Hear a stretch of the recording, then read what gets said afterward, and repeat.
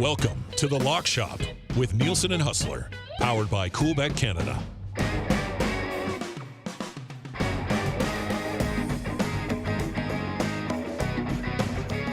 All right, welcome inside the Lock Shop, everybody. Happy Thursday. Who's ready to cash some winners?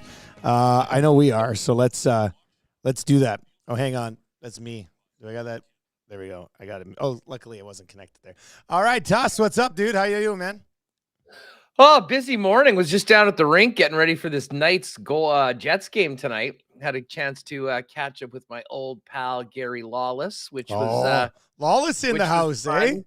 Yeah, little tease for WST. We sat down and got the gang back together for a little bit. Talked to a few of the guys in the room. The timing worked out well, and then ripped back to get into the Lock Shop and pat myself on the back for now being 3-0 on the daily picks this week. Shout out to the Astros last night. The guy's on fire. The kid's on fire right now. We sat around, we were kicking it around. There was only the two hockey games. Yeah. And what should I make for the daily pick? And I really didn't have a great feeling either way on either of those games. I mean, we talked about Ottawa, but it was just such a big number. I mean, you can't really throw it a minus 175 favorite as the play of the day. Could have done puck line. Didn't you mention a DeBrincat goal? Yeah, we did talk about DeBrincat. Yeah, that hit. But anyways, it was great. We, I actually took the Astros, got a nice number, like plus 114, I think it was. And they got back into the series. So we might stay hot with the Astros tonight in game number 4 tonight with the play of the day. But it's nice to get back to a bit bigger of a hockey slate this evening. Busy day for us. Ton of games. And then, of course, the latest on the National Football League, which, interestingly enough, Dusty, the line back to 2.5 now for Jacksonville. So I don't know what we want to take that. I guess we won't have actives and inactives at any point soon. But it sounds like some people are thinking that the Jags, well, if Trevor Lawrence is able to play, he's not going to be close to full Trevor Lawrence, which is an issue for Jacksonville. Yeah, that's a weird one because it was 3. Moved down to 1.5. This morning, it had moved back to 2 when we were setting up the game on the Nielsen show, and now it sits at 2.5. So I think what my favorite play in this game is, well, let's save it because we're going to get to it with Patty. Pat Gregoire is going to pop by from Coolbet in about 25 minutes, and he'll help us set up the Thursday nighter. We got our CFL picks that we're going to get to, and obviously a pretty full slate in the NHL. We do have an Edmonton Sports Talk parlay, an exclusive that's already posted as well, so we can get to that. And we'll see. I mean, I don't know if before kickoff if that Jags number actually gets back to 3. You can move it at Coolbet if you want as well, but we'll set that game up with Patty. I was just going to say I'm kind of leaning on the under. In this game. Saints have a pretty good D. Jags D's actually pretty good as well. If Trevor Lawrence isn't 100% a full go, the one aspect of this game that could be explosive will be hampered in that point. But it's a 40. It's a low number. Any game involving the Jags that's a 40 makes me hesitant. But I'm not expecting much offense from the Saints, and the Jags defense is pretty good anyway. So that's the lean right now, but we'll get into it a little bit later. What do you think about that? Here's the latest from Schefter. This is from 26 minutes ago. Jacksonville head coach Doug Peterson told Ed Werder he expects Trevor Lawrence will start tonight pending a pregame workout. Lawrence's reported improvement in his mild left knee sprain. So take that for what it's worth. This is one of those Thursday nighters that I'm not sure people are entirely fired up for to begin with. And then obviously with the question marks about Trevor Lawrence, this might be one of the lighter bet Thursday nighters of the year, I would think. But hey, it'll be nice to follow through the hockey games tonight, but big slate. Hey, listen, just before we get to hockey, we do have both of those NL and ALCS games going tonight. Yes. The Astros, even money right now. The Rangers minus 114. Like I said yesterday on the play of the day, I couldn't imagine the Astros falling down 3-0 in that series. They have been so good, so consistent for so long. And yeah, I know they cheated for a while, but I mean, they do have a playoff pedigree. And I think we saw a lot of that last night. I mean, it could have been even worse. That catch, I can't remember who it was on Texas that made going right over. I mean, a full 1.5 feet over the wall. That was awesome. That home run was phenomenal. But I don't mind the visiting teams tonight. I have a different feeling about the D-backs. I think the D-backs are sort of Cinderella. And unfortunately, the clock went from 11:59 to 12 about the time that this NLCS started tonight. So bombs away for the Phillies. They're minus 125 road favorites. I just thought of this, and we're going to get to the nasty chat in a second. Obviously, if you're listening to the Lock Shop right now, 780-218-9999, 780-218-9999. You know, everybody goes, clock strikes midnight on Cinderella. But you know what happened to Cinderella, right? Like, the prince eventually came and found her and fell in love with her for who she was. So sometimes, you know, Cinderella still ended pretty well. Like, the tale of Cinderella still ends extremely well. The whole Cinderella reference, to me, yeah, the clock struck midnight. She went back to herself, but the very next morning, the prince came around and tracked her down, Hus. The problem is, next morning, they'll be out of the NLCS, and the Phillies will be playing for the World Series. Fair point, I guess. Hey, a couple of things I want to get to. I was just diving into the old Coolbet account. Turns out last night was a really night for Dusty. Brian Rust ended up scoring. I had him over 0.5 points last night, his 4th of the year. Alvarez went over 1.5 total bases, so that hit at plus 135. And then the Bruins and Sound Tigers in the American Hockey League over 5.5, straight out of the nasty chat. Cashed that one as well. So it was a really nice night. I like that. That was a viewer supplied pick. Yeah, where's he at? Newcomer. Yeah. Was it Rustman? I believe his name was, if I'm not mistaken. Rustman or Rustman or something like that. Yeah. We got to track that guy down. Get back here. Deliver more winners, man. I'm all for the mystery AHL bettor sliding into the Lock Shop every day, especially after delivered a win last night over 5.5 at minus 122. So actually that was the nasty chat play of the day. Yeah, the nasty chat play of the day. Lock Shop and the nasty chat one right that's now. up to you guys. You guys come to terms on one. Give us a nasty chat play of the day. I'll play it. Hey, shout out to Surveyor Brett. Big fan of his on Twitter. I know he's a big supporter of the EST crew. He did correctly point out, and I think this might be the turning point of the entire series. No, it's not. Creed was in the house last night, and they lost. You know what, Creed? I don't think the Creed rub is getting the Rangers to the World Series right now. That might have been the turning point in the entire series, guys. Creed didn't jinx them.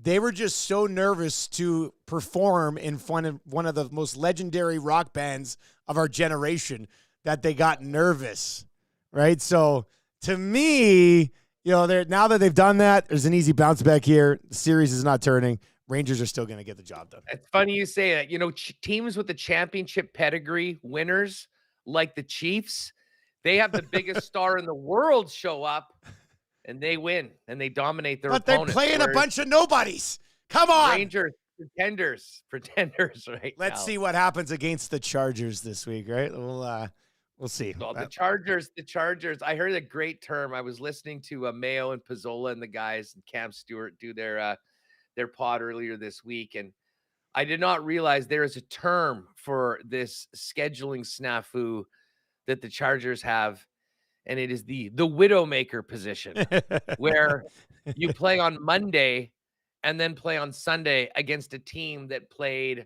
on Thursday the week before or having a bye. And that is the position the Chargers are in. That's a really interesting game. And I'll be honest, I am sort of with a lot of people. If that was a normal game with normal rest and normal preparation time, I think I would be on the Chargers to cover. The Chargers, it's 5.5 right now, right? They've beaten the Chiefs at Justin Herbert's beaten the Chiefs at Arrowhead, has always played them really tough. The Chiefs have had to work for those wins. Now, the defense is a lot better this year, granted.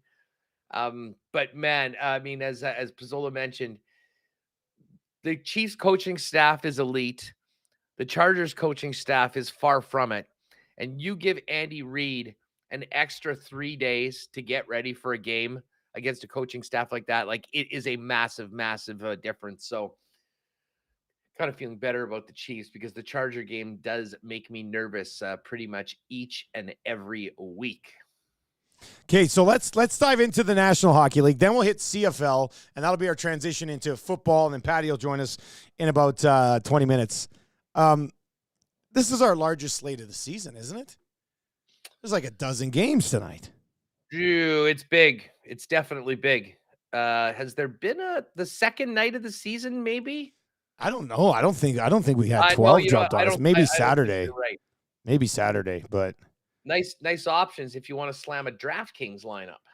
Well, there'd definitely be a lot of options there. Yeah, Saturday had 1, 2, 3, 4, 5, 6, 7, 8, 9, 10, 11, 12, 13, 14. So Saturday was a big slate. But we didn't have a show on Saturday, so I guess that's why the 12 games tonight jumps off the page for me. Obviously, we'll have some takes on the Oilers, who are minus 211 favorites on the road in Philly, and the Winnipeg Jets minus 103 at home against the Golden Knights. Let's just start with our two cities, Hus, and then we can kind of take a look at other things that we might like tonight. You said you were down at the rink today. What's the vibe?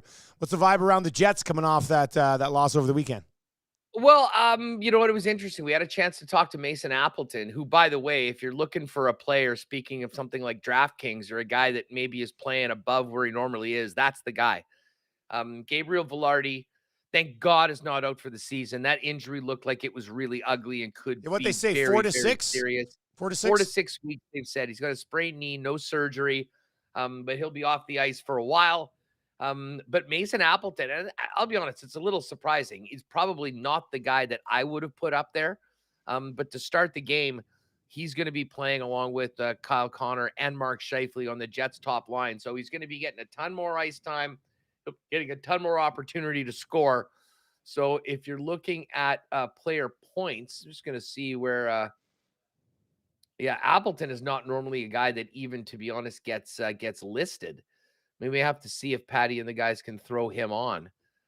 Although usually those are the ones that you sort of try and take them by surprise. Maybe they haven't been paying attention to a fourth or third liner moving up to the first line.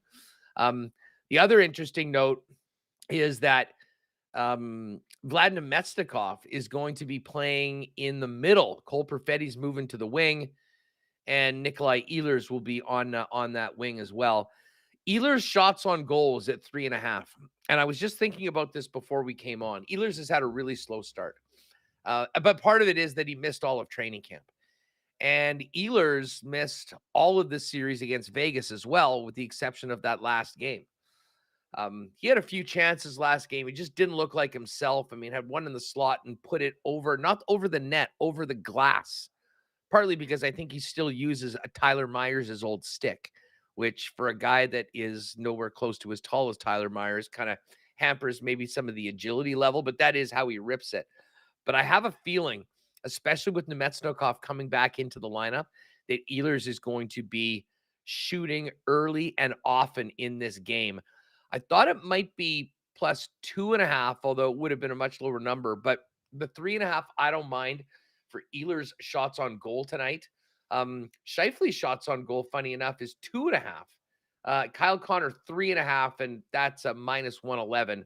Those guys will be getting a ton of run. Ehlers not on the first power play, although he did switch into that point after the Velarde injury. So I guess that we'll kind of see whether that changes. I have follow still on that power play. But I do like that shot prop for Ehlers tonight because he's really got to get going. And I think a big part of that is getting pucks on net. They will certainly do that. I mean, listen, I'm not going to touch this game. I don't want to mush the home team. But if there was a play, Vegas has looked great so far this year. They're 4-0. They finally beat Jake Ottinger and the Dallas Stars in their last game. They're 4-0 right now and looking every bit the Stanley Cup champions right now. Probably some good value on Vegas at minus 114 in this one tonight. But going to have to see what this team looks like and how they come back. Appleton did mention that they have been looking forward to this game because of just how brutally the series finished for them last spring. And I know there'll be a challenge from Rick Bowness to match Vegas's physicality. And the old term that we always remember, pushback. There's got to be some pushback after that really disappointing second and third period where LA handled them quite easily. So looking forward to that one tonight. As far as that Edmonton Philly game goes, Dusty, all it took was one win to get the Oilers back to kind of where we expected them to be. We'll thank them for the minus 131 number money line against Nashville earlier this week. We're not getting a number like that against the Philadelphia Flyers, despite shutting out the Oilers' nemesis, the Vancouver Canucks, in their last game. Yeah, I think so. We put together a little parlay today. I've got a few other things from this game that I do like as well. I think the play here is Oilers in regulation at minus 128. If you want a little plus money on it, you could go Oilers minus 1.5. I think it's like plus 117, but I really like the Oilers minus 128 in regulation tonight. McDavid, by the way, if you go look at player point props, he's not even on the board for 0.5 points anymore. It starts with Leon Draisaitl. Like you can't even get it. And I think so for McDavid to get 3 points tonight, it's 2-1. It's plus 200, which is it's insane, but it's kind of what you've come to expect. I was just looking at it. I couldn't see the McDavid point prop anywhere. So like for the 0.5. So I do like Oilers minus 128 in regulation. Well, here's the parlay that we put together. You can get it at plus 400 right now. Oilers over 3.5 goals. So Oilers 4+ goals and to win in regulation. Bouchard with a point and then 2 power play goals in this game. Oilers' power plays absolutely lights out.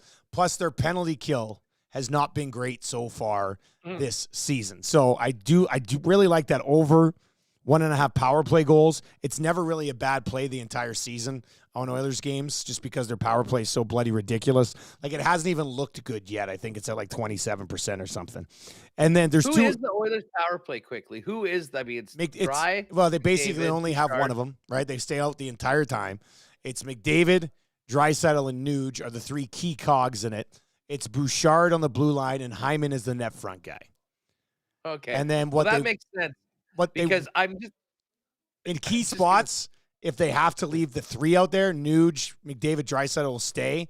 Kane will come out, go net front, and then like Nurse will pop out for a few seconds at the back end. So that makes sense because I'm looking at the point props for this game, and Nuge is minus 282. Hyman's minus 212. Yeah. I mean, that, and I get they're playing Philly, and Philly is on the other end of the spectrum right now, but I mean, you'd be hard pressed to find those numbers even for star players in any other game. So to have guys like Nuge and Hyman, who are sort of secondary stars on that team, that goes to your point about the lethal power play and just being on the ice and getting touches gives you opportunities to get points. It's insane. Aren't there elsewhere. That's why we like Bouchard. We threw Bouchard in for a point on that parlay, and you can get it plus 400. It's been boosted to plus 400. So hop on that right now over at Coolbet. Click on the exclusives tab. 2 other player props that I'm kind of looking at tonight. One would be Ryan Nugent-Hopkins over 1.5 points is actually plus 170. And we talk about that power play. Plus that last game, the line of Nuge, Hyman, and Fogle combined for 9 points in that game. I think Philly's weaker than Nashville, but I guess we have to see Philly play a bit here with the new coaching change and things like that. And then I'm also going to get on, at some point this year, I'll have to roll out some of those no point parlays or no score parlays that I was doing last year. The no goal parlays, actually, it's not a bad play sometimes. I am going to get on Couturier no point tonight at minus 104. I just feel like they're going to be hemmed in their zone a lot. I mean, if whoever's going to be going up against the big line or even that second line with Nuge, Hyman, and Fogle, probably going to spend a lot more time in the defensive zone than in the offensive zone. I know he's got 2 points in 3 games, but I'm going to get on Couturier here under 0.5 points at minus 104. Mitchie63 in the nasty chat says, I sprinkled a little on your EST exclusive, Dusty. We did hit it on Tuesday. It'd be great to go back. Chris says, I have Oilers money line on 3 tickets already. I can't do a 4th. But do you have Oilers in regulation on 3 tickets? That's what we're wondering. And then this is actually, we'll circle back around to find the nasty chat play of the day. So keep those coming in. I see that under 4.5 touchdowns tonight for Big Maple. Don't mind that, actually, with the way that game could end up trending tonight. So So those kind of the scene for Winnipeg and Edmonton. You're going to throw together a WST exclusive, I would think, for the show today, or? You know what? I might. Pat said, "Hey, do you want to do that?" And I'm kind of thinking, like, normally I'll throw in on the money line on that. I'm a little spooked from that last game and knowing that they're going up Yeah. against Vegas. But maybe we'll put together something, maybe with Ehlers shots, which I do definitely Yeah. like. But I'm here. Like, maybe we remove ourselves from the Oilers and Jets From a partner games tonight. parlay? I like that. Yes. I mean, I'm already heavily invested in the Oilers tonight, so. Yeah, that's what I'm saying. Maybe we just take those out for a moment and then we go and look at some of the other games on the table. What about Buffalo at home? Plus 104, home dog against the Calgary Flames. I do like that. I could be convinced to ride with that one, man. Well, I'm feeling that. I don't mind Carolina and Seattle at minus 142. If we want to take Dallas, I think we pretty much have to jump on the puck line in that game in Anaheim. Although that is a tough one. Interesting matchup. Florida Panthers at home against the Toronto Maple Leafs. We're going to have to ask Pat about this game because I would think that the Maple Leafs would be very much looking forward to this matchup, just considering the way their season ended last year. Yeah, good point. At the hands of the Florida Panthers. Florida coming back off the road, at plus 120. Certainly a nice number for a home team that handled them well. That being said, they're missing a couple important guys on their blue line right now in Ekblad and Montour. And I think that's something that the Maple Leafs can certainly take advantage of. Preds in New York to take on the Rangers. Rangers are a big minus 189 favorite. And then you got the Canucks and the Lightning. And Canucks, after being shut out by Philly, Rick Tocchet. Did you hear Rick Tocchet? Latest players up? Yeah, I was going to say, man, this is early in the year when you won your first two games against the Stanley Cup contender to be losing your shit. Like, first loss of the season. I did not expect to hear get that used from to Rick it. Tocchet. Get used to it, Canucks fans. Hey, like. And then here's an interesting one: the Kings and the Wild. And the Wild, I believe, this is their first game back after a road trip. Let me just confirm that. Yeah, they went to they lost 7-4 to the Leafs. They beat the Habs 5-2, and now they're back against the Kings. And let me tell you, the Los Angeles Kings looked very, very good on Tuesday night. I mean, the Jets were skating all over the place in the first period. They didn't bury their chances. And then the second and third period, the Kings looked like a team that, is very much going to be just a tough team to wrangle through for the full 60 minutes. And man, if they get a lead, try getting through that 1-3-1. They squeezed the Jets in a big time way. What do you think about that one? Kings minus. I do really like the Kings one. I don't know where you come out on that Rangers Preds game, but you can get the Rangers in regulation minus 115, which like I really like that number because it's 189 on the money line. If they can just get the job done in regulation, it's minus 115, which is a pretty juicy number. So if we were to go Kings, Sabres, Rangers, like that's going to put together. Let me see here. What do we got? I got that there. Who'd you say the Kings, right? Minus 102? I like the Kings money line. That's plus 6.5. That's plus 655. Sabres, Kings, Rangers, and reg. What else we got here? Dallas. You mentioned Dallas. You'd have to do something different with that. Colorado's a huge favorite against Chicago. Boston's pretty hefty in San Jose as well. Let's just see here. What is Dallas and reg? I also like that a lot too. Reg is 156. That takes it up to 1139. But 1139. We're just keeping on. I don't know if we need that. Which one do you like more in reg? Dallas on Anaheim or the Rangers at home against the Preds?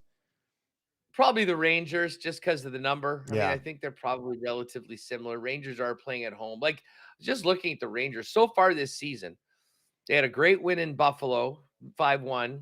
They lost against the Blue Jackets, and then they snuck by the Coyotes in their home opener. Listen, the Preds are a rebuilding team that when you look at what's happened so far, they got pounded by the Oilers. They lost 3-2 to the Bruins in Boston. They had that win, their home opener 3-0 against the Kraken, and had lost to Tampa Bay so far. You know what? I say we go with the Rangers. It's a better number as well. Okay, so plus 655. I know Patty's legitimately watching right now. We're going to get to our CFL picks, and we'll bring in Pat, and we'll transition here. We'll still talk a little bit about that Leafs game, but Rangers and Reg, minus 115. Buffalo money line against Calgary at home in Buffalo, plus 104. And the Kings on the road in Mini, minus 102 at plus 655. So that'll go up as a lock shop partner parlay for NHL action tonight. Anything else from the NHL, Hus, before we go over to CFL? You know what? No, I think I'm pretty. I think I'm pretty good. As they say, Arizona, St. Louis. I still think it seems like the books have sort of are respecting Arizona a little bit more. I mean, they're only a minus 101 underdog, and St. Louis is minus 116. But as they say, I think we're going to continue to get good value on Arizona, and well, as they say, Chicago in Colorado to take on the Avalanche tonight. Avalanche minus 340. I would not put that on any parlays because the Blackhawks have probably been a real parlay killer so far. Yeah, that's true. You're right. Some of their wins so far, especially that one, and then of course Boston's in San Jose. That might be an overplay. overplay. Days, San Jose is going to win one of these games. Interesting. Yeah, 6 is the number number on that. But no, I like it. Plus 655. Who knows? We might be able to get that one up to 7-1. Buffalo and LA money lines in the Rangers in Reg against the Nashville Predators. It is the Lock Shop, Dusty and Hus with you. If you are listening live right now on EdmontonSportsTalk.com, we appreciate it. Tell your friends about it, and you can text us anytime, 780-218-9999. If you are watching in the Nasty Chat, throw out your ideas for plays tonight. We're going to pick one of your suggestions from the Nasty Chat, and we'll all ride on that one as well after we hit then over 5.5 in the American Hockey League last night. Good to see a suggestion from the Nasty Chat. So a new viewer dropping in an AHL totals winner. And then leaving maybe forever. You know? Yeah. Who knows? Until we see him again, it's a one-off. CFL, you got the Stamps, 8.5-point dogs on the road in BC. Argos, 9-point road favorites against the Riders at Mosaic. And then the Elks at IG Field on Saturday, 11-point underdogs against the Bombers. So 3 games this week, 3 huge lines this week. Haas, where are we going on these? Well, Dusty, I think I'm sort of leaning the way you were feeling yesterday. Looking at some of these big lines and taking the points. I mean, let's start off with BC and Calgary. I mean, I think BC understands that it is somewhat unlikely, well, highly unlikely, even if they win this game, that they're going to be able to host the West Final. So what are they really playing for? Meanwhile, you've got a Calgary team that could potentially clinch a playoff spot on Saturday if they win this game. BC's definitely better than Calgary is, but I think Calgary's got a little bit of juice coming off that win last week. And, listen, it's always not how you start, it's how you finish right now. I'm going to give Calgary the nod as the team that needs this a lot more. I think their preparation is going to be up. The preparation is going to put them in a situation that they give themselves a chance to win this game, not just cover. So I like the plus 8.5 when it comes to Pat. Oh, by the way, Pat's just mentioned it. Whoa, the partner parlay is up at plus 750.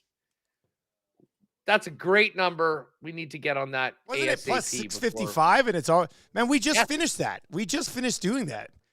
I feel like I got to know the background on this. Like, I guess Pat can just go on his computer and punch this in. Like, we'll bring in Patty in a second. Let's get through our CFL stuff. I got to know how they turned this around so quickly. I mean, it's absolutely ridiculous. So you can go grab that right now on the exclusives tab over at Coolbet, plus 750 for the 3-gamer tonight. I mean, I'm with you on Calgary. Calgary loses close games. That's what happens to Calgary. They either win games, and they haven't won many of them, or they lose close games. Calgary does not get blown out very often. Jake Maier's done the best job he can to try to look after that football this season. Now, I don't know what the status of Reggie Begelton is for this game. Yeah, here it is. Calgary receiving core is set to get a boost. Reggie Bagleton will be back. Okay, so that's huge because they were really missing Reggie Bagleton last week. So that's a big get for the Stamp. So I'm definitely on Calgary plus 8.5. I part of me doesn't want to believe the Riders go out getting crushed at home by the Argos, but the Riders defense has been so sketchy. Not the front, and Dean's been great, but their secondary has just been getting torched all year. They're giving up a ton of points. I still feel like Toronto literally has nothing to play for. They haven't had anything to play for a while. Still have found ways to win football games. Yeah. But I don't know. This for the 2023 Riders, the most Riders thing this year would be to get pumped at home and lead to everybody getting house clean. So I like the other two underdogs more than the Riders, but I could still be tempted to get on the Riders here, House. Where are you at on this one? This is the toughest one of them all. Yeah. Because, like, the Riders definitely, like, with their season on the line, it would be the most Riders thing for them to just completely shit the bed in front of their home crowd and lose to a team by double digits with nothing to play. That being said, that is a huge number. I mean, a 9-point home dog with your season on the line. Now, many would say their season's already over. I mean, they haven't won a game since Labor Day. But I can't believe I'm going to do this. I mean, I have no confidence whatsoever in Saskatchewan. It's just that, I mean, listen, we saw the Argos 3 weeks ago not play Chad Kelly in a game that was supposed to be, that was supposed to be a game that, was going to give us the kind of the real lay of the land at the top of the Canadian Football League, and they didn't want a piece of it. The Argos had all their buys early on. So, I mean, I think we can pretty much safely say that next week, most of their starters probably aren't going to play. Yeah. So maybe this is the game that they go out and say, you know what, we're going to have one good full run and then guys are going to get rested. And unfortunately, the Riders are the team that's in the way. I mean, if both these teams are trying, it's a mismatch for Toronto, I think, based on what we've seen so far. I don't know. I mean, I think if we're doing a CFL partner parlay, you're leaning towards taking the points, right? Saskatchewan keeping it somewhat close. They can control their starters in the middle of the game too. I think we got to take the points. Okay, I'm okay with that. I'm just not overly confident. Like the other two dogs, I like. This one, like the Riders' defense just sucks. I mean, they're giving up like 35 points a game. Now, with that being said, you're right. I mean, we got to take the Riders plus the points. I mean, maybe it comes back to bite us in the ass, but the Argos literally, you're right. They could pull all their starters partway through the game. And yeah, okay, let's do it. We'll go Riders plus the points. And then the Elks, it was at 11.5, Hus. It's moved to 11. That's a big number 2. I mean, there's a chance here if BC were to some reason lose to Calgary, the Bombers know that they're already locked in, and that could change things there as well. Elks are playing for jobs next year. I don't know if we buy into that theory when it comes to a number like 11. But you also don't mind Edmonton here plus 11? I don't at all. I mean, I think the Bombers' goal is just going to be win this football game. Yeah. I don't think they're going to need to do anything pretty. I mean, if they get up big, I think you might see some of the other players, like a Drew Brown go in potentially. Got to keep Zach healthy and upright. If anything, it's going to be an opportunity for a few more of the receivers to kind of work in. Now, a guy that doesn't normally follow and cover the Bombers reported last night that he's hearing that Schoen is out for the season. What? Which would be, yeah, exactly. I mean, and I don't want to dismiss this guy. He kind of covers hockey for one of the outlets here, but it was strange seeing that. Now, take that for what it's worth. I don't think we're going to see Dalton Schoen for the rest of the regular season. I think that you can safely take to the bank. But for Winnipeg, it's going to be just about to go out and get this win. And, listen, I think that the Elks have shown a lot in the second half of the season compared to where they were. And I think Chris Jones knows that this is the measuring stick in the Western Division, the Winnipeg Blue Bombers. So trade for. And the other thing the Bombers have not been good at this year, the one, if there was an Achilles heel of their defense, is allowing mobile quarterbacks to evade one tackle and then go for 20, 25 yards. Yeah. I mean, that really has been something that has been an issue for Winnipeg so far this year. It's a huge, huge number. We saw it the last time these two teams played. Edmonton was up 22-0 on Winnipeg. So I think we're taking a shitload of points and hoping to get some closer games, and that'll be good for guys like you that are calling them. That's Maybe true. We've got a little bit of interest in. So we're riding with the dogs. We're riding with the dogs in the CFL this week and put together a little parlay on that as well.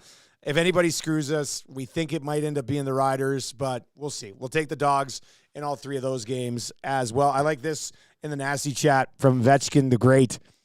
If both the EST parlay hit and the Lock Shop partner parlay hit, I'm buying Lower Bowl Heritage Classic tickets tomorrow. Let's go, boys. Remember, stay cool, bet responsibly. But let's bring in Patty from Coolbet. That's a great way to do it, though. That's a great way to do it. You know, you make a couple smaller wagers at bigger numbers, knowing that, hey, if you lose, I mean, it's part of the game. But if you win, have a plan. Have a plan for it. And Lower Bowl Heritage tickets. When is that game, by the way, Dusty? October 28th, end of the month. Right, Matt? Is it the 28th? The Heritage Classic. 29th. It's the 29th. It's coming up. Yeah, it's the 29th. So, yeah, they're working on it already. They're getting it all set up. P. Greggy, what's going on, buddy? How you doing? Doing good, boys. Like hearing you guys chop it up about CFL, NHL.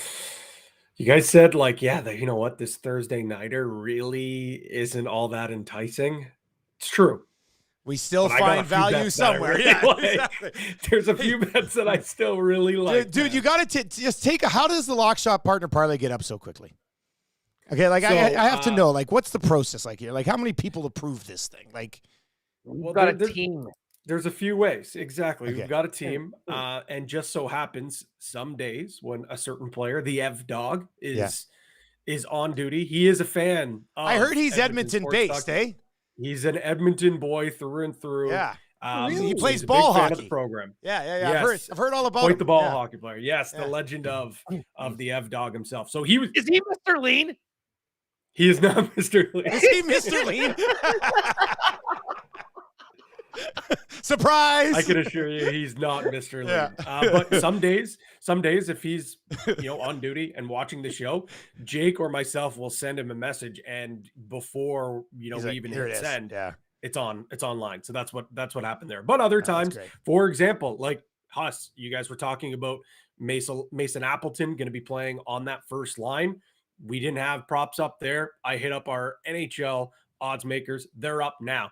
It opened for him to get a point at -125. Someone already must have seen it because now it's back, or no, it is down to -147. His assist number is +102. So if you like those numbers and where they are, I suggest you go hit it now because there's a good chance those will move, especially with the news that he's playing on that first line. Well, I mean, listen, I love Appleton's a great guy, a good member of the club, but if I was going on a prop, I would definitely go on the assist because he did score the winner in the home opener on that crazy play where Adam Lowry got Josh Morrissey's stick and then gave it over to him on the 2-on-1 shorthanded, and he scored.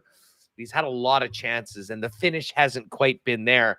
And when you're playing with guys like Kyle Connor and Mark Scheifele, I think they're going to try to get the puck to those guys to shoot it. So, yeah, that Appleton assist prop is, I think, where we'll look tonight. And as I said, Jets fans, Ehlers over 3.5 shots. He's got to get shooting the puck. I think that happens tonight.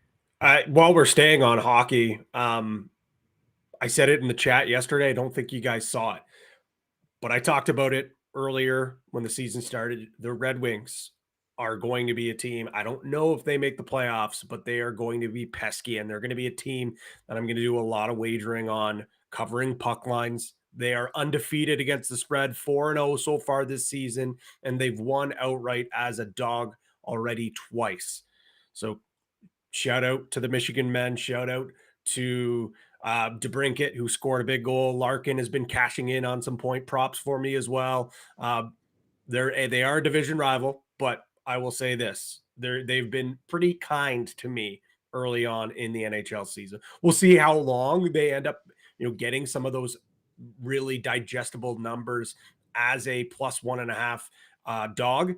but I'm going to keep riding it until we see some shifting from the odds makers. Hey, Patty, just before, because we got to get to this football game tonight. What about this Leafs-Panthers game? I mean, Panthers are missing a couple big defensemen. It is in Florida. Florida manhandled Toronto in the playoffs last year. They lost that game earlier this week to Chicago. Is this a big bounce back game for the Leafs at minus 140 on the money line? I think this game means so much more to the Leafs than it does for Florida. I know it's the home opener. I know Florida, coming off a road swing here, but this is a big prove it spot for the Toronto Maple Leafs. And I can't believe we're already having these conversations this early into the season, but this is a team that embarrassed you in the second round. You had so much positive vibes. Getting over the hump, winning your first round in ages, going into the second round, playing some close games at the start and then just fizzling down the stretch in that series against this Panthers team. You mentioned it, no Bennett. They are missing some key pieces. I know Montour is out to start the year as well. But this is still the same team. This is still the same arena that you got embarrassed in. And I think with Matthews not finding the back of the net against Chicago, not for a lack of effort. Like he was one of the best players on the ice. William Nylander was one of the best players on the ice. But I think when you look at a guy like Mitch Marner, pretty slow start for him, only 3 points to start the year, hasn't found the back of the net.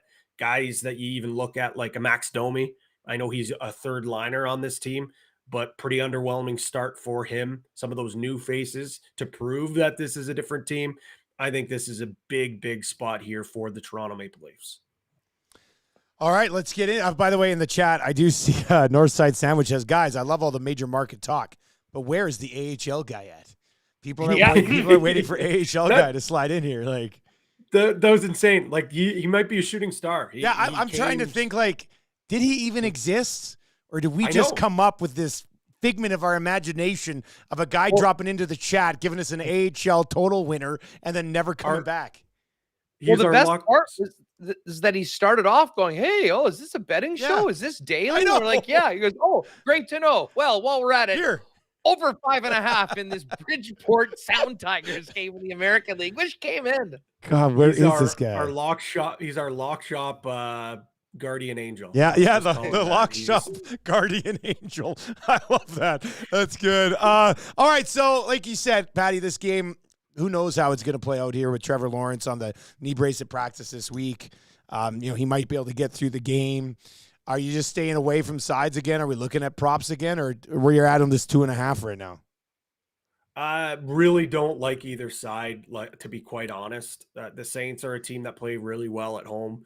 But with that being said, like the Jags with a healthy Trevor Lawrence, they are certainly the better team in this one. The uncertainty with the quarterback is my biggest concern with this team. And the fact that even when Lawrence has been healthy, you don't really know what you're getting with the Jaguars. So I'm staying away from that. My lean would probably be the under 40.5 with the Saints defense. I think that would probably be my lean. I don't know if I do place it though, especially it being standalone games. I hate taking the under in standalone games, but there's a few really, really good props that I like. And it starts with Alvin Kamara over 4.5 receptions at minus 120. So that's, sorry, go ahead. No, I was just going to say, I like that one. That's all I was going to chime in on. Like 23 receptions in 3 games since coming back from his suspension. 31.5 of Derek Carr's completions since then have been towards Alvin Kamara.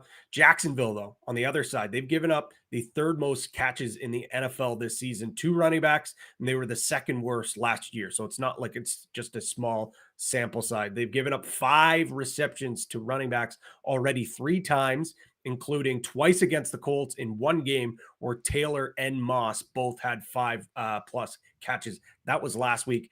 I also like Kamara's 31.5 over on the yards, because I think if he hits 5, that probably means one of those are going to go long. He's just an explosive player. I also like Olave over 61.5 receiving yards. It's at minus 147, so maybe that's something that I place in a same game parlay. But over the last 3 weeks and maybe really just all the season, this passing defense for the Jags have struggled against number one receivers. The past 3 weeks, they've given up 100+ yards to Drake London, Stephon Diggs, and Michael Pittman. I think you can make a case that with the exception of maybe Diggs, and not maybe, for sure Diggs, he's better than the two other, or right in that ballpark. It's been a little bit of an up and down season for Olave. I know you are huge on Olave, Hus. He was one of your, top guys coming into this season. Yeah. I was big on him too. I've got him in fantasy. There's some games where he looks great. Some games it seems like Carr doesn't even look his way. I think coming off that 96-yard performance, 7 receptions, I think this is a breakout game for him. I think he's due for another touchdown. He only has 1 this year. So I like him on his receiving over, but I also like him at plus 188 to find the back of the end zone. I also don't hate him to score the first touchdown at plus 900. But what everyone has been waiting for, the over 3.5 field goals. And I know you don't really have to explain this here because it's a principal bet. I said at the start of the year, I was going to bet this regardless. So here is some numbers. I did some diving in because we talk about how it is insane that we continue to get plus money after plus money after plus money. The over 3.5 field goals is 10-9 this season in prime time. It is also 4-2 on Thursday nighters with 4 straight overs after the season started at 0-2. New Orleans averages the 10th most field goals per game in the NFL. Jacksonville averages 2 field goals per game, which is 11th. So I'm not a numbers guy, but 2 field goals plus 2.2 field goals, that's over 3.5, is it not? Check my numbers. I think that is good. Over. The math is good. Math checks out. I'm going over 3.5 field goals, and we're just going to continue this hot trend.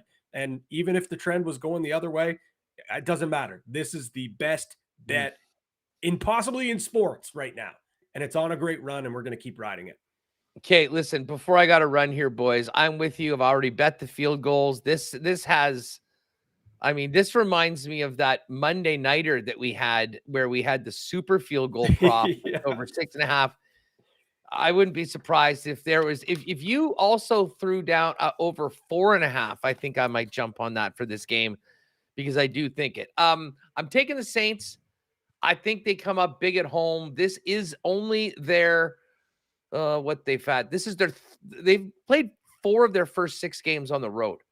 This is only their 3rd game. It's a primetime game. The dome would be rocking. Trevor Lawrence isn't 100%. So listen, on a neutral field, would I lean Jacksonville? Yes. This isn't a neutral field, far from it. So I do like the Saints. The under, though, I think has to be the play tonight. We talked about 40.5 and go, oh, geez, that looks like it's a pretty low number. The Saints have not gone over 40 points in any game this season. This is the scores of their games. 16-15, 20-17. So a 31 total, a 37 total, 18-17, 35, 26-9, 35, 34-0 in New England. Sorry, Jake. That's 34. 34 plus 0 is 34. And then the last week against the Texans, 20-13. The defense is good. Offense is mediocre. I don't expect them to explode out of it. I don't think they run away with this game. I think it's going to be tight. I think we get a lot of field goals. So Saints on the spread at -2.5. Wish I bet it yesterday at 1. Under 40.5 is the play. And I've already gone to the series or the ALCS back for the play of the day already. I would almost recant that, although I do love the Astros tonight, as we talked about earlier. But listen, they haven't gone over 40 in any game. Trevor Lawrence dinged up in New Orleans. Listen, I love the under, and I think that's where I'm going to leave it at that. Although, and I like the Olave over receptions, 4.5. So to get 5, -147. That's about my limit on props. But I think I'll probably throw that in there as well. But it should be good. One thing, just quickly, Dusty, before we go, because we're going to take the points on these CFL bets for a CFL partner parlay, we've got 2 even numbers. So we're going to need to go a half point on either side. It'll probably hurt the number a little bit, but do we take Saskatchewan to plus 9.5 and the Elks to plus 11.5? And then obviously Calgary is at 8.5, or do we kind of go the other way and, for instance, take the Elks plus 10.5 and Saskatchewan plus 9.5? I was going to say, if we were going to split it, I'd rather take the Riders to 9.5 and Edmonton to 10.5, but I'm also okay. We're going to get the boost. We can go 9.5, 11.5 if you want, Hus. I mean, yeah. Why don't we do that? Why don't we do that? Give ourselves if you're on the Dogs, be on the Dogs, right? That's what we'll do in that situation. Yeah. An even bigger dog. So Yeah. Calgary plus 8.5, Saskatchewan 9.5, Edmonton 11.5. And the Ev Dog, I'm sure we'll get that up. And of course, the games get going tomorrow night. 6:00 start, I believe. Or no, actually, that's a Saturday game, right? Which one? What day is today? Oh, no, that's tomorrow. That's tomorrow. So it's a late game tomorrow, 9 p.m. BC. Is the kickoff, so you can get in on that partner parlay as soon as it's up. CFL partner parlay is already up. Stamps plus 8.5, Rough Riders plus 9.5, Elks plus 11.5. He must have just been waiting there, and then as soon as you guys said go, he just click. To be honest with you, that's very AI-ish. Like, that's creeping me out now that happened that quick. Yeah, Hus, you got Winnipeg. F-Dog's just a robot. Yeah, exactly. Hus, you got Winnipeg Sports Talk. You can take off for that. Patty and I will wrap up here. We'll get through there a little partner parlay for this game tonight because he's giving us a couple good options. Hus, have a good show, man. Enjoy the game tonight, fellas. Let's go Kickers. Let's go under. Yeah. This is what Thursday Night Football is all about. It's in a dome. It's in a dome. Yeah. No wind. Yeah, exactly. Later, That's guys. a great point. So, we got the kicker thing on our own here, Patty, but there's 2 things that I do really like the under. I do really like your Kamara over 4.5 catches. Is that what that number was? Was it 4.5? 4.5. Okay, so then we need one more. I think those are 2 good. That's 2 good plays. What else can we throw in there? What else do you think? Is there anything that Hus threw out that? I mean, Hus liked some of those. He said he liked the Olave receptions. That's something that he mentioned. I know we already have we talked about the receptions. I have that in my primetime parlay, which again doesn't really matter. Over 3.5 field goals. Josh Allen 1 sack and Kamara over 4 receptions. I actually bought it down to not get quite to the 5. So Yeah. I mean, it doesn't matter. Do we want yards? Maybe. Do we want Olave? Do we want? I think the under for sure is there. The under for sure goes in. Okay, so we go. Maybe then we'll go Kamara 5+ receptions, and then 5+. do we want Olave? Was there something on the Jacksonville I'm trying to look on the side Jacksonville side. The Jacksonville situation is interesting because it's tough. Like they're all rated if we just look at receiving yards for Jacksonville, Christian Kirk at 51.5, Ingram at 42.5, Ridley's at 51.5. Who else we got here? Do we think that because Lawrence is not at full strength, they might try to lean on Etienne a little bit more here, and possibly and he's at maybe look at him 19.5 receiving yards. He's at 64. What about yards? What about this? I don't know where you come on this, but I just see most receiving yards in game.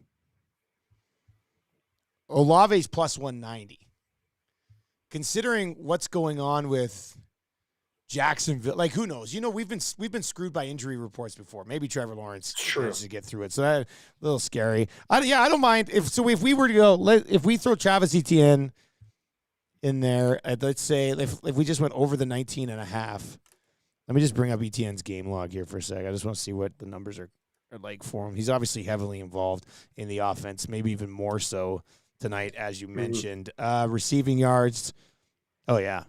His receiving yards so far, what's it, at 19.5 so far? Let me pull that up for sure. Yeah. I think it's 19. So, 19.5 minus 110. So far this season, 27, 2, 50, 17, 48, and 28. And he's being targeted between 3 and 5 times every single game. I think if you throw in the fact that, or even if Lawrence has to come out of this game, I mean, whoever comes in is going to be, I like that. Let's throw that in there too then. Let's do that. Okay, so we've got, just so I can make sure, so the under 40.5. Yeah. Kamara 5+ receptions, and then we're going with over 19.5 receiving yards Etienne. for Etienne. Yeah. Okay. Yeah, no, Perfect. I I like that. That's good. Sweet. All right, I got Fantasy Football 5 coming up. Patty, thanks for moving on stuff so quickly, buddy. Really appreciate it. Cheers. No worries. Right. Go field goals. Yeah, there we go. That's going to do it for the Lock Shop.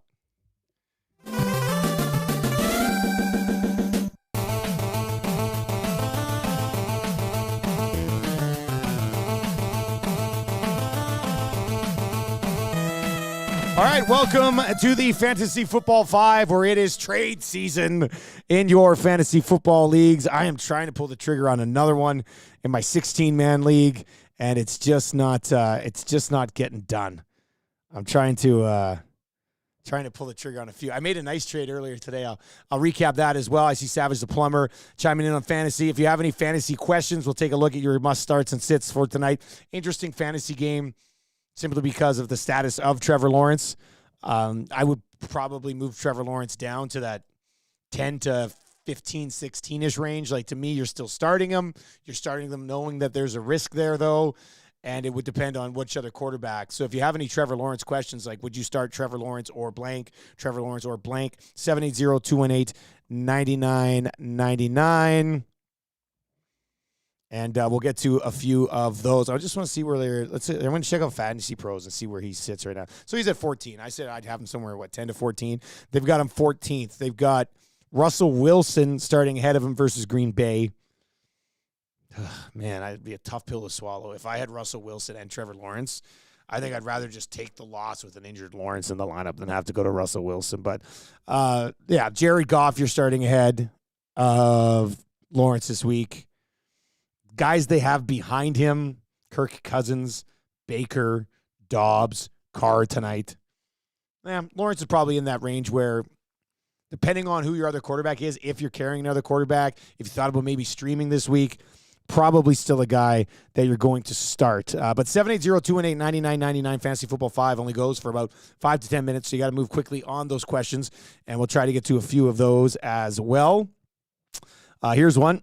And it comes in from Beef Nips. Beef Nips, thanks for the message. Fantasy question. I have CMC and Kyron Williams at RB with Mitchell and Akers as my backups. I'm in it to win it 5-1 this year. Is Jonathan Taylor worth grabbing and giving up my draft next year?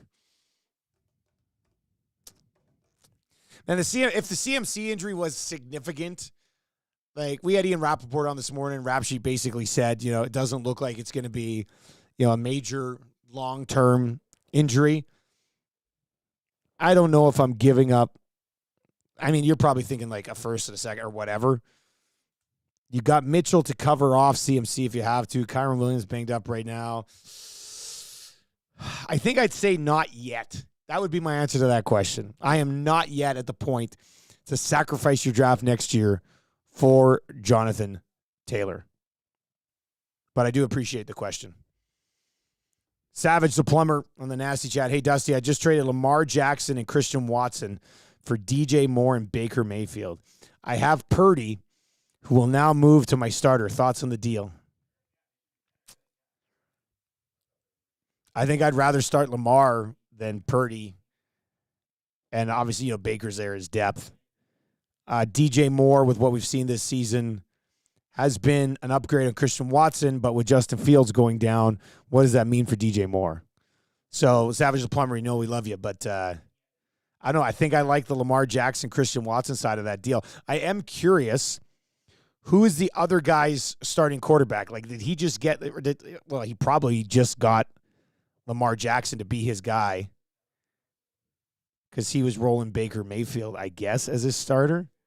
I don't know. I like the Lamar Christian Watson side of that deal. I did make one trade today in my 16-man Rusty Truck League. I traded, and I'm 1-5. It's not looking good. It's not looking good at all, actually. But I'm 1-5, and today I traded Brandon Ayuk and a 4th or 5th round pick for T. Higgins and a 2nd round pick. So I got a guy who's certainly still startable when healthy, but I also moved up 2 rounds in a draft in a year that I'm probably going to end up trading away quite a few pieces. So I don't know. I thought a clever little move, clever business decision, and we'll see how that one plays out. Plus, I have a huge hard on for T. Higgins. I love T. Higgins. He had Richardson, so now he's Just quickly back to the last trade with Lamar. He had Richardson. He went down. I have Richardson in the 16-team league. He went down. Trying to maybe work a deal for C.J. Stroud, but I don't know if that's going to work either. As for the game tonight, you're starting Alvin Kamara. You're probably not wanting to start Carr. You would start Olave for sure. You're still starting Kirk. You're still starting Ridley. You're still starting Etienne. And you're probably still starting Evan Ingram. And I would still start Trevor Lawrence, knowing that he could let you down this week. But unless you have, I'm not starting Dobbs over Trevor Lawrence this week. That would basically come down to your quarterback situation. So anytime you have any questions, slide into my DMs on Twitter. Always open for fantasy football questions. And, every day, around 11:50, just know that you can get it right here, EdmontonSportsTalk.com. Listen live, watch live. We've got 2 guys and a goalie on the way. Oilers game day versus the Philadelphia Flyers. We will get into that coming up with Cass and the birthday boy. Joaquin Gage will be here in studio because he was on the hangout this morning. Thank you for watching the Fantasy Football 5, brought to you by our great partners, Century Casino Fort Road. Join Lieutenant Eric tonight at the Sports Bar and Lounge, Century Casino on Fort Road for that Thursday nighter. Enjoy that game. We're going to keep talking hockey right here on EdmontonSportsTalk.com.